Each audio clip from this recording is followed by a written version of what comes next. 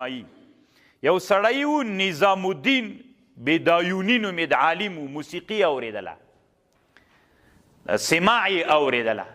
علما پرې راجمع سول علما ورته ویلې دا ما وره ناروا ده د احادیث ورته راوړل هغه احادیث چې له هغې نه د سماع جواز معلومیږي هغه احادیث مناظره سوله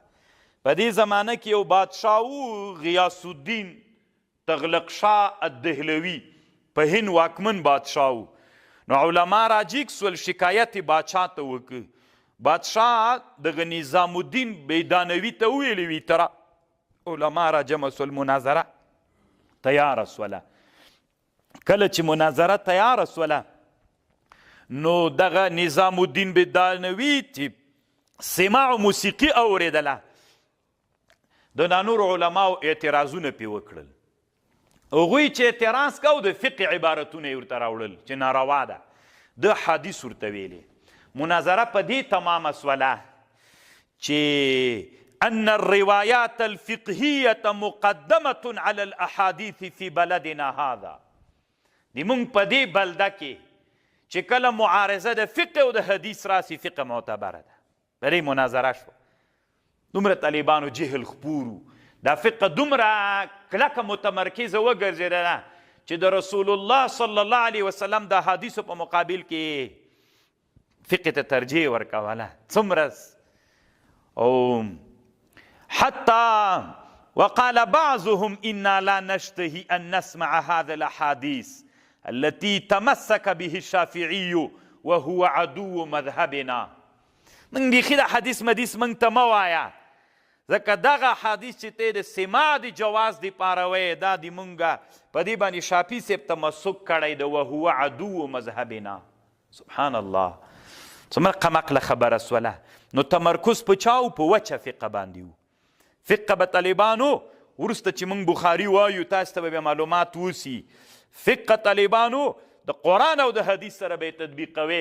کومه فقه چې د قرآن او د حدیث سره برابره وه بالعین بالرأس والعین کومه فقه طالبانو چې د قرآن او د حدیث سره خلاف وله فقه طالبانو ندعو لا نوافق مع اجتهادهم نو طالبانو دې ته تاسې فکر وي نو په دې زمانه کې داسې زمانه راغله چې علماو به په فقه کې داسې نادرې خبرې کولې چې ته به ورته حیرانه سي یو مصری عالم وایي په دې طبقه کې راغی شمس الدین المصري نومېده هند ته راغی او په دې زمانه کې د هند بادشاه علاءالدین الخلجي نومېده ملتان ته وایي چې راورسېده نو د فقهاو خبرې یې واورېدلې فقهاو به خپل منځ کې چې خبرې کولې خالص فقه یادوله خالص فقه څوک یې نه یادوله حدیث یې نه دی بیچارهګی بیخي بیرته له ملتان نه وګرځېده بادشاه علاءالدین خلجي ته خط راولېږه چې تا په وطن کې علما دومره تنګ نظري سوي دي دومره تنګ نظري دي چې حدیث قرآن بیخي مني نه ټول فقه کوي نو خط چې بیرته له مصر نه راولېږه دا خط فقهاو ته لاس ته ورغی ویلې باچا ته یې مه ورکوئ نو بیا مغه طالبانو چې په انجماد باندې علما پاتې سول په چا پاتې سول په انجماد باندې علما پاتې سول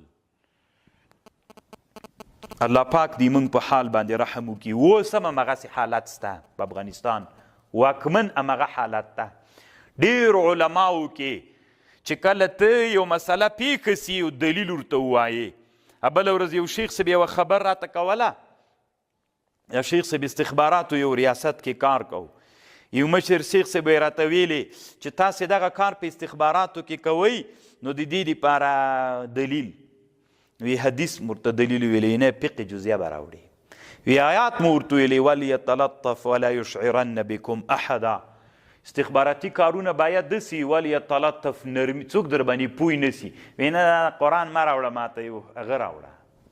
څه ورته وایي فقهي جزیه راوړه ولې قرآن سری قرآن وي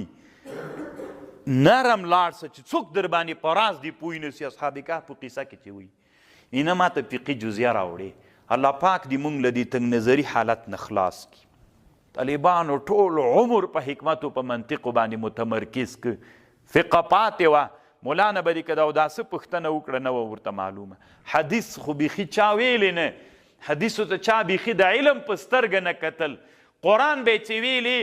داسې به یې ورته ویلې چې قرآن مه وایه لکه قرآن سړی پنجپیري کوي تر دا اوسه پورې په افغانستان کې به چا چې د قرآن ترجمه کول هغه ته به یې پنجپیری ویلې نوم یې پې کېښوده ځکه انقلاب نه مخکې هغه سپین ږیري مولي څه نه بیا تاسې پوښتنه وکئ افغانستان کې کومه مدرسه کې ترجمه کېدله اول خو بیخي ونه کوم افغانستان کې د یو لاس له ګوتو نه زیاتېدلې او چې کوله به یم غږېدا به داسې کېدله چې دا ملا پنجپیری ده چې د قرآن ترجمه کوي وا که ناجي مولي صاحب داسې عجیبه او نادره وله طالبان الله عز وجل والد رحمه الله ویلي د انقلاب نه مخکې وي طالبان به چې پاکستان ته لاړل چونکې هلته د هند وچه وه که نه یعنې حکومت د هند وي چې بیرته به طالبان راغلل حدیث به یې ویلي ول مسواک به یې زده کړی و په حدیثو کې بیرته به چې راغلل دې ملیانو ته به یې مسواکیان ویلي دومره د علم د حدیثو سره ورانه وه د علماو تمرکز به د دین علما بلل بیا تمرکز به په چاو مدرسو کې به د مولیانو به ویلي چې دین موږ په اوږو نیولی ده دومره به ورته خوشحاله ول او دا نصاب یې درسي تمرکز په دی